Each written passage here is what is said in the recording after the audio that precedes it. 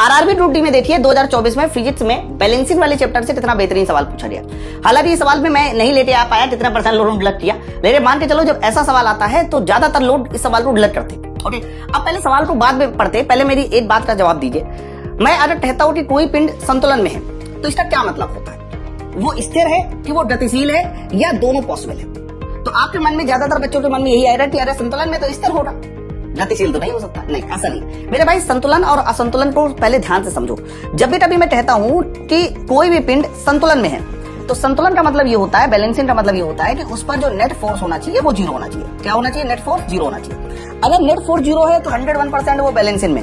और अगर मैं कहता हूं कि कोई पिंड जो है असंतुलन में है तो असंतुलन का मतलब ये होता है कि उस पर काम करने वाला जो नेट फोर्स है वो जीरो नहीं होना चाहिए। ये मतलब होता है। अच्छा सर, संतुलन में मैंने आपसे कहा कि नेट फोर्स जीरो होगा।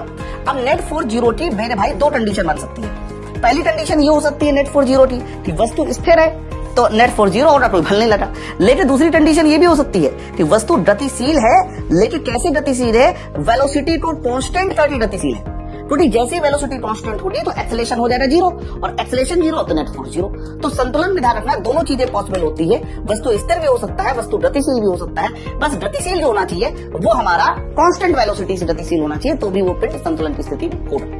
अब इसी बात पे ये सवाल है। अब जरा ध्यान से देखो, पहला पॉइंट क्या कह रहा है। सवाल बड़ा प्यारा है कि 3 कंडीशन लिखी है। पहली कंडीशन है कि पहले ब्लॉक हिलता नहीं, मतलब स्थिर है। तो पहले ब्लॉक हिलता नहीं है तो 101% ये कैसा हो जाएगा? पहला वाला पॉइंट संतुलन में हो जाएगा। दूसरा, फिर एक निश्चित बल के साथ हिलना शुरू करता है। अब निश्चित बल लग गया तो भैया जब बल लग गया तो एक्सेलेरेशन होगा, तो एक्सेलेरेशन है तो इसे आप असंतुलन कहेंगे। और अगला वाला पॉइंट क्या है कि अंत में जब ब्लॉक फिसलता है तो स्थिर वेग से फिसलता है। जैसे आपने कहा स्थिर वेग तो एक्सेलेरेशन जीरो, और एक्सेलेरेशन जीरो तो नेट फोर्स जीरो, और नेट फोर्स जीरो तो हमारा क्या हो जाएगा? संतुलन हो जाएगा। तो संतुलन असंतुलन, इस सवाल का सही आंसर हो जाएगा पहले संतुलन होगा बाद में असंतुलन होगा। पहले असंतुलन लिखा है, गलत है। पहले संतुलन बाद में असंतुलन, ये गलत हो गया। तो ऑप्शन नंबर देखो बी वाला उत्तर इस सवाल का सही उत्तर हो जाएगा। कैसी लगी आपको एक्सप्लेनेशन? कृपया करके जरूर बताइएगा, क्योंकि इसकी एक्सप्लेनेशन देना अपने आप में बहुत बड़ी बात है। साथ ही साथ कमेंट करके जरूर बताइएगा कि आपको ये सवाल कैसा लगा। अगर मैं एक्सप्लेन नहीं करता तो इससे पहले आप कितने लोग इस सवाल को सॉल्व कर पाते या नहीं। 2026 में सभी रेलवे एग्जाम के लिए आप मेरा साइंस स्पेशल बैच ज्वाइन कर सकते हैं। इसको ज्वाइन करने के लिए